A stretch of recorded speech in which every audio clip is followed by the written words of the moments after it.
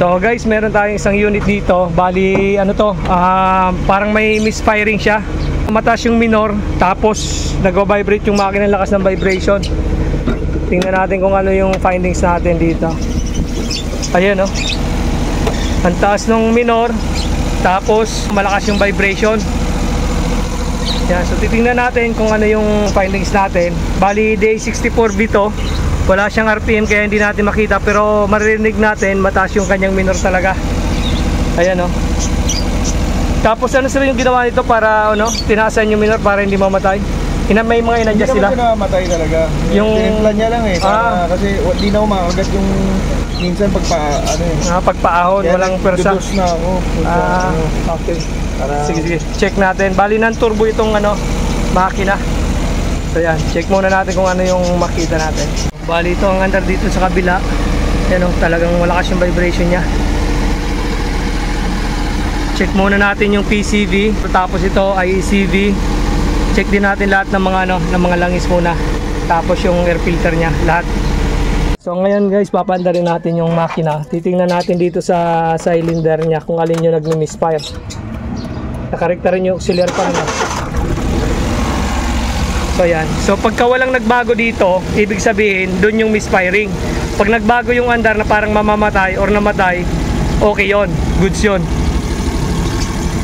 So yan, okay to. First cylinder, maayos. So sa nagtatanong kung alin yung first cylinder, bali ito. First cylinder, second cylinder, third cylinder. So ito yung pangalawa. Ito, walang pagbabago. So dito tayo tututok sa second cylinder. Pero may kuryente siya, oh. Naririnig ko. Ito. Ayan. So second cylinder ang may problema. So ngayon gagawin natin, pagpapalit-palitin natin to na ignition coil. Pag wala pa rin pagbabago, dun pa rin. Tingnan natin yung spark plug. Pag wala pa rin, dito tayo sa fuel injector. Pag wala pa rin, dun na tayo sa balbula. Singaw ang balbula niyan. So pagbalik na rin lang natin, patayin muna natin makina. So yun guys, mandarin muna natin ulit. Pinagpalit na natin to. Bali to yung sa cylinder 1.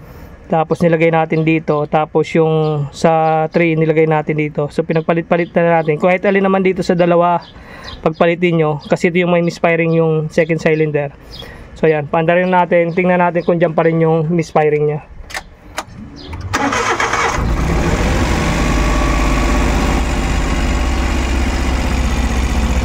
So ito talaga.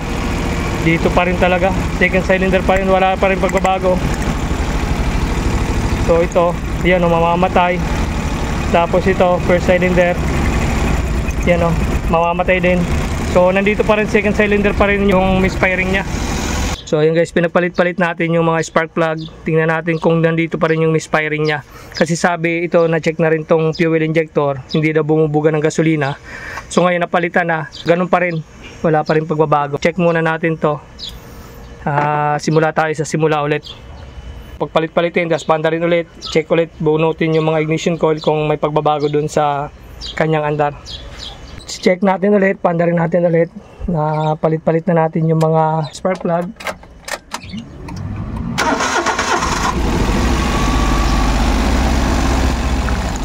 Ayan. Ayan, bago, sir. Oh. Pugutin natin. Hop. Hop, mamamatay siya eh. So guys, ito may isa pa tayong problema dito. Walang lumalabas na gasolina dito pagka sinusi mo yung ano, yung susian. Kaya nakukulangan din siya ng supply ng gasolina. Yan oh, mahina ang fuel pressure niya. So susian natin, on position natin yung susi. Hindi, wag. Yan. Yan oh, i-on position na. Naka-on position na yan. Tingnan mo, walang lumalabas siya oh, na gasolina. Dapat may sisirit na yan. Naka-on position yan, sir. Pakita mo. Ayan oh, naka-on position na. Dapat may lumalabas na gasolina yan dito. Ayan oh, walang gasolina, hindi sumisirit. So ayun guys, nakapagsalin na tayo ng gasolina. Check natin ngayon kung may lalabas na dito na gasolina sa kanyang hose. Kasi kanina ano eh, wala ubusan pala ng gasolina. So check natin kung malakas yung pressure. Pa-on nga ako sa susi. Tapos yun, ayos sir, patay. Ayos na. Ayos. Ayan, buti na lang, ayos na. Naubusan lang. Malakas ang pressure oh. Kailangan ganyan yan oh. Dapat ganyan sir. So ganyan dapat ang pressure niyan, malakas dapat. Hindi dapat siya mahina. Yan, naubusan ng gasolina. Buti umabot dito. Oo. So ayan, okay. So naubusan tayo ng gasolina. Kaya akala natin walang pressure yung yung kanyang fuel pressure dahil naubusan pala siya ng gasolina. Yung gauge niya hindi na siya gumagana ng maayos. So ayan, susubukan natin ulit i-start to. I-check natin ulit kung may misfiring pa rin yung second cylinder. Pinalitan na natin ng spark plug, pinagpalit-palit natin, ignition coil, pinagpalit-palit din. So bigla lang siya namatay, ayaw na mag-start, so naubusan pala siya ng gasolina. So ayan, susubukan natin ulit paandarin. So ngayon guys, papaandarin na natin ulit dahil lagyan na natin ng gasolina. Yan o.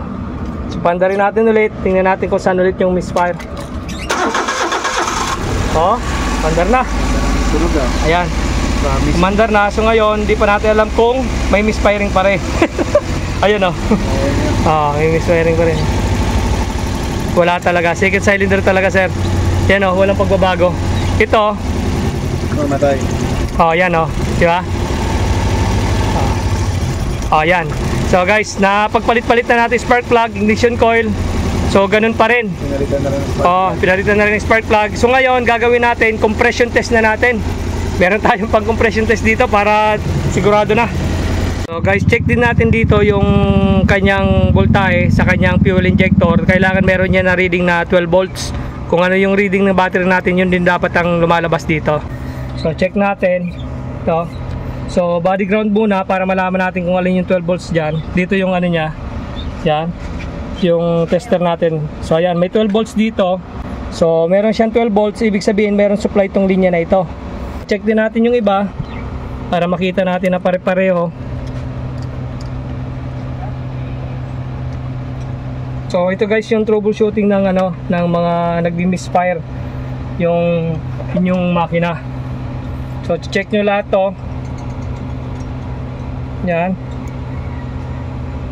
So ito yung socket, medyo mahirap lang tanggalin pero ipitin nyo lang. Tapos body ground. Ayan o, meron siyang 12 volts din. Sa kabila, wala yung supply. Pagka chinek mo naman yan, ganyan. So 20 volts. Dito yung isa. Yan. Tapos pag sinaksak mo yan dyan, ayan o, halos na sa 5 volts lang yan. Yun yung sa computer box. Ayan o. Ayan yung supply nya. Pagka sinaksak nyo yung dalawang terminal dito, 5.93. Tapos dito sa kabila, ganun din. Ayan. So kailangan ganyan ang supply nya. Pag may body ground, chinek nyo dyan, kailangan 12 volts yan. Yan, 5.96. Yan yung galing ECU. So dito naman sa kabila, check din natin yung isa. Ito.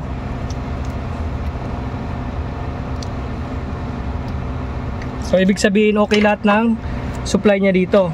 Pag isang terminal nasa body ground, pag chinek nyo dito, kailangan 12 volts. 12 volts dapat yan. Ito. Ayan o, 12 volts. Tapos dito sa kabila walang reading yan. So pag chinek nyo, yung walang reading, lalagay nyo lang tong isang black. Tapos ito red dito sa may 12 volts. So 5.95, 96 ang reading nya. Yan dapat ang reading nya. So ibig sabihin okay yung linya papuntang fuel injector. Okay. Tapos sa fuel injector naman, i-check nyo ito. Kailangan yan, kailangan may continuity yan. Ganyan. So ibig sabihin naka-close pag may continuity. Dito rin.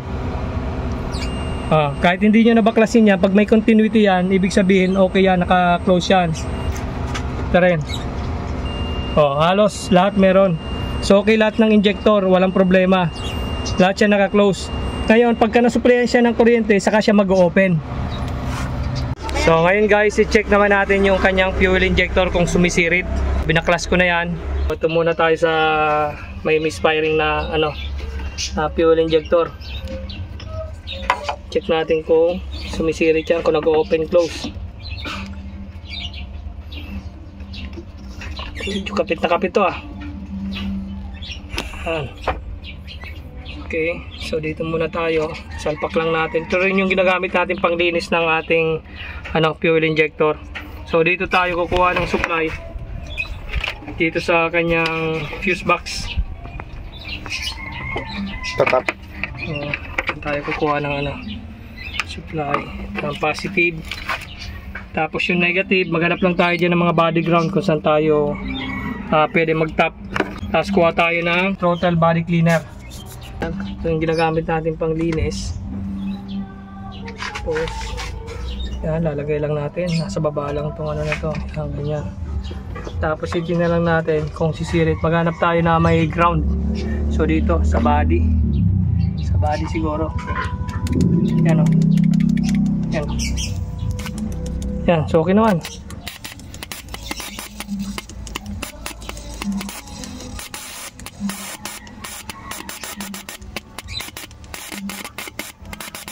So ayos naman.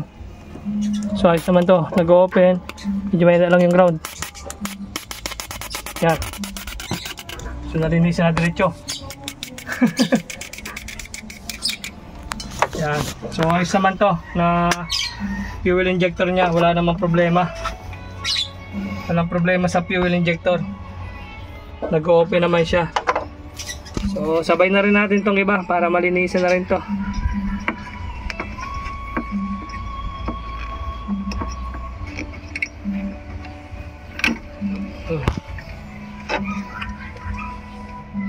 So kailangan lahat siya nagsumisirit.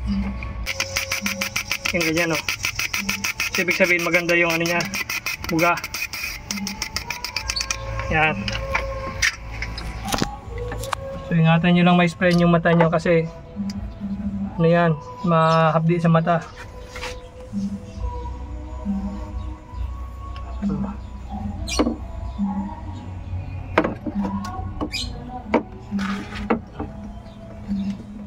Shoutout dyan, oh. Shoutout sa mga kadiid dyan.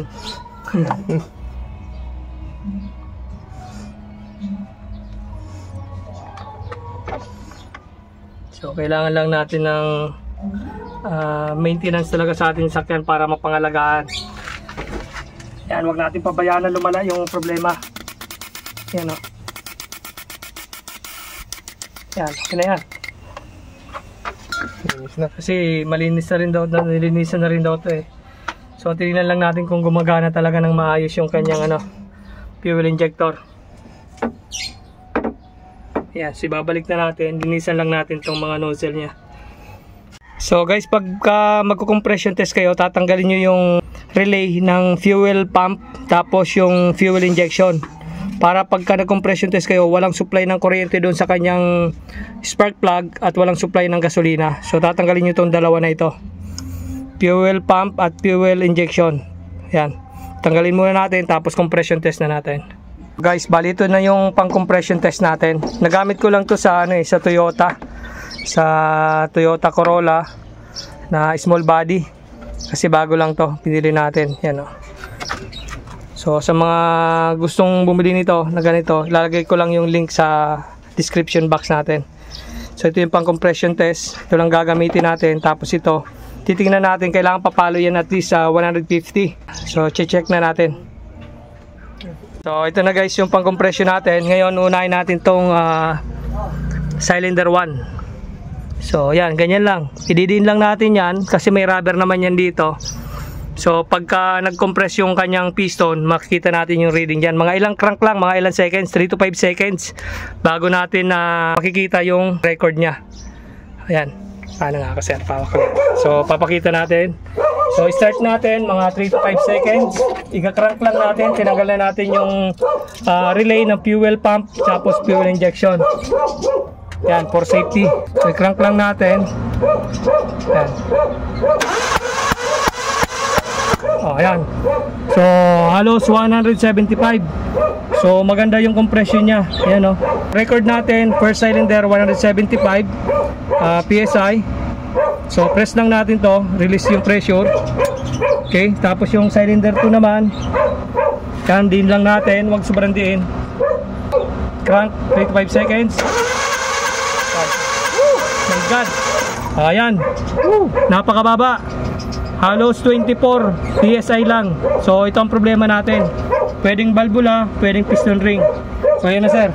Kitang kita mo yung record oh. Nasa 25 lang. wala to. Ano na talaga yan, valvula or piston ring, yun lang naman ang reason yan. Tapos yung third cylinder para makita natin kung ilan yung record nya.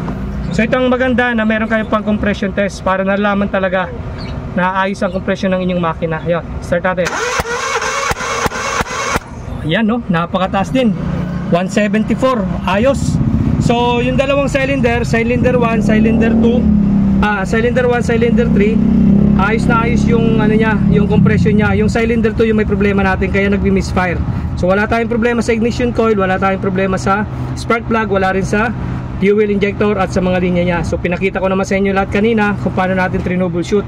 So ayan, ang desisyon nito, valvula or piston ring ang problema nito. Ang hatol nito, pwedeng tukod yung kanyang valvula sa kanyang intake or exhaust, or ay singaw yung kanyang valvula or yung piston ring mismo.